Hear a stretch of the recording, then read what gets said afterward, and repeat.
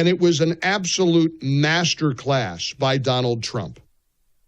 Welker exposed herself as a complete idiot. Here are some of the more insane moments from Trump's extensive conversation on NBC's Meet the Press. First of all, what the heck in the world is this? She condescends to Trump. Instead of asking him about the minimum wage, she's trying to convince him, as a so-called journalist, to raise the minimum wage. I mean, that's not what a journalist does. It's completely inappropriate. But nonetheless, Trump proceeds to educate her on basic economics, something that she clearly didn't grasp. There are 20 states that still have the federal minimum wage at $7.25, and I actually have a map. 19 of these states actually voted for you, sir. Mm-hmm. And you can see it right here. I don't know if you remember this, but during the debate in 2020, I asked you if you would raise the minimum wage. You said you would consider it. And so my question for you is, now that you are going back to the White House, for these 19 states that voted for you, are you going to raise the federal minimum wage? It's a very low number. I will agree. It's a very low number. Let me give you the downside, though. Yeah. In California, they raised it up to a very high number. And your restaurants are going out of business all over the place. The population is shrinking. It's had a very negative impact. But there is a level at which you could do it, absolutely. Yeah. What is that level, do you I don't know. I mean, I really don't know. I can say this. You have a lot of businesses that are open and thriving because of the lower minimum wage. If you raise it too much, and you understand this, if California went crazy, they went crazy. And people, the restaurants are closing all over. Many more people are hurt.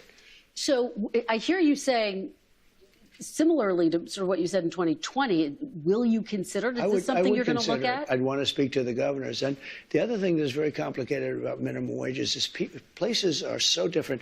Mississippi and Alabama and great places are very different than New York or California. I mean, in terms of the cost of living and other things. So it would be nice to have just a minimum wage for the whole country, but it wouldn't work because you have places where it's very inexpensive to live, where a minimum wage, which is $8 or $9, might be, might have very little effect because the cost of living in certain places is really low. Now, she goes on to quote the 14th Amendment. She completely deceptively edits the U.S. Constitution. The 14th Amendment, because get ready for this, the mass deportation and ending birthright citizenship. Now listen to what she says to Trump in deceptively editing the U.S. Constitution. You promised to end birthright citizenship on day one. Is that still your plan? Yeah, absolutely. The 14th Amendment, though, says that, quote, all persons born in the United States are citizens. Can you get around the 14th Amendment with an executive action? We're going to have to get a change. Now, wait a minute. Did you know what she left out? Here's what the 14th Amendment says. All persons born or naturalized in the United States and subject to the jurisdiction thereof are citizens of the United States. Notice how she left that part out? So she cut that out, meaning, according to a lot of experts, not illegal immigrants. Not illegal immigrants. How about this one, this double standard? She puts on her very concerned face. It's like a Kamala face when you put your hand under your chin and you look concerned. Oh, I'm concerned. And tries to lecture Trump about how his words have weight when he says he won't order the DOJ or the FBI to prosecute Liz Cheney and others, although he does feel they ought to be in jail. Keep in mind how often Biden said Trump was a threat to democracy and should be locked up. But of course, I've got nothing to do with lawfare against President Trump. Here's an insane double standard as presented by Kristen Welker of NBC. And what did they do? They deleted and destroyed a whole year and a half worth of testimony. Do you know that I think those people committed a major crime. Sir. And Cheney was behind it. And so was Benny Thompson and everybody on that committee. For what they did, honestly, they should go to jail. So you think Liz Cheney should go to jail? For what they did. Everyone on the committee, you think? I think everybody anybody that voted in favor. Are you going to direct your FBI director and your attorney general to send them to jail? No, not at all. I think that they'll have to look at that, but I'm not going to. I'm going to focus on drill, baby, drill. When you say that, on it carries strengthening weight, though. You know, you've tapped these people to lead the Justice Department and FBI. They can do whatever they want. I mean, it's amazing. And the double standards continue. Now, he completely shames her about her profession and the mainstream media. In 2024, she's sitting there with the newly elected president. She turns the conversation to what is on everybody's mind, January 6th, because they can't let January 6th go. They never will. His response is amazing. Let me ask you this about It's January amazing. 6th. I wish you could be if you know, you have such potential. If you could be just non-biased, you hurt yourself so badly. I'm telling you, they deleted and destroyed all the evidence. Everyone knows it. And you slough it off like it doesn't mean anything. No, I'm just saying they deny it. That's all I'm saying. Kristen, if I did it, you would be standing up in that chair shouting at me. And you know what I'd do? I'd say, you got me. I don't know what President Trump thought of the Meet the Press appearance. I think he said some negative things about it on social media, but I loved it. I loved every minute of it. He went toe-to-toe with her. He showed her up. He certainly answered every question. They all ought to do this with him because he'll give the interview. He'll get interviewed on the Weather Channel if they ask him. He doesn't mind. He wants to deliver his message to as many people as possible. It gets even better. She goes after Robert F. Kennedy Jr. She goes into her vice principal mode and claims she's fair. I want to play some more of the interview for you coming up. Also get your reaction to all of it. 800-655-MIKE. Great to be back in the saddle again. 800-655-MIKE. Welcome in to the Mike Gallagher Show. Let me go back to the Kristen Welken interview for just a moment because it was good stuff, really good stuff. And this Yitz Friedman, formerly I think of Newsmax, compiled a thread and made just a great breakdown of how Trump gave Kristen Welker of NBC's Meet the Press a master class. This was a classic exchange where she contradicted her own network. She attempted to discredit Bobby Kennedy Jr.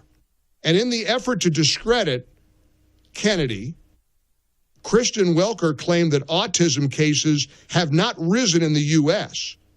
Funnily enough, as Yitz Friedman points out on social media, NBC, Kristen Welker's own network, has reported, quote, new research suggests doctors have improved at identifying autism, especially among children with average or above average IQs, but that doesn't fully explain the trend.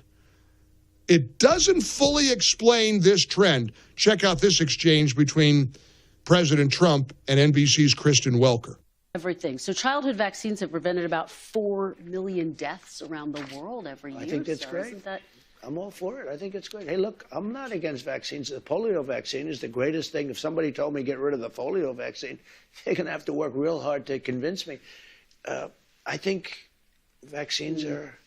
certain vaccines are incredible, but maybe some aren't. And if they aren't, we have to find out. I mean, here, let's play SOT 7. I had the wrong, was that the right one? All right, let's play SOT 7. Here's number 7. If you go back 25 years ago, you had very little autism. Now you have it, I mean... Well, they say because they're better at identifying it. 1 in 100,000, and now it's 1 in 100. That's a pretty bad number. Childhood vaccines I mean, something is going on. I don't know if it's vaccines. Maybe it's chlorine in the water, right? You know, people are looking at a lot of different things. Well, you know, childhood vaccines... I want them to look at everything. Now, this is where, you want to talk about an own? Check out this own. Trump just owns Kristen Welker. This is really amazing. This is your first interview since you won the election. Congratulations. Yes, I hope congratulations to you. I hope you do well with it. Yes, and sir, I don't have to tell you this because you've talked about it. It comes at a time when the country is deeply divided. And now you're going to be leading this country for the next 4 years.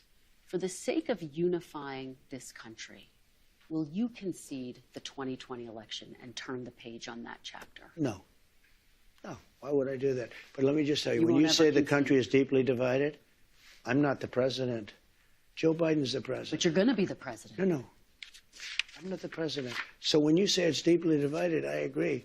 But Biden's the president. I'm not. And he has been a divider. And you know where he divided it more than anything else, and it probably backfired on him, I think definitely, is weaponization. When he weaponized the Justice Department and he went after his political opponent, me, he went after his political opponent violently because he knew he couldn't beat him. And I think it really was a bad thing, and it really divided our country. How great is this to see him sitting down on Meet the Press? Again, I don't know if he's happy with the interview or not, but man, it was magnificent. And, you know, it's the left's worst nightmare and the Trump haters' worst nightmare. It's the normalization of the incoming, 47th president of the United States, President-elect Donald Trump, coming back for another term, sitting down. He sat down for an hour and 16 minutes with her. Here's the final clip I want to play. Funniest clip of the whole interview, where NBC's Kristen Welker claims she's fair. Check this out. And the reason is because I'm able to go on a show, even like yours, even though you're very hostile, I'm able to go on a show like yours. No, you are. Well, hopefully you thought it was a fair interview. We covered a lot of policy ground. It's fair only in that you allowed me to say what I say. But, the answers, the questions are, pretty nasty. But look, because I've seen you interview other people like Biden. And I've never interviewed President Biden. When I say you, I'm talking metaphorically. I've seen George Stephanopoulos interview Biden, and he's a tough interviewer. It's the softest interview. I've seen CNN interview him. They give these soft, what's your favorite ice cream? It's a whole different deal. I don't understand why. You would think the press would like to see strong borders, great education, a powerful military, so we have a country left, and all these different things. And somehow they don't want to see that. You know how lucky we are that we got this right? Isn't it great to have him back in the saddle again? Isn't it great to have him returning to the White House? And she was kind of stunned into silence. He's right. You would think the media would want a strong border. You would think the media would want lower crime. You would think the media would want to make America great again. But they don't, because it's him, because it's Republicans, because it's conservatives or people even right of center. The people on the left are lost. They are hopelessly and profoundly broken. And you did it. You did it. We talked about it on the cruise ship last week, how happy we are that we got this right. He's completely correct. When Kristen Welker interviews a Democrat, it doesn't sound like that interview at all. Did you notice all the ways and times she tried to interrupt him and inject her own opinion and blah, blah, blah, blah. She's trying to cut. They don't cut Democrats off like that. They don't cut Democrats off but that's how it goes with him. And he knows it. He understands it. He accepts it. And it is just an astounding thing to watch. I'm so glad that we can be in this joyful spirit together.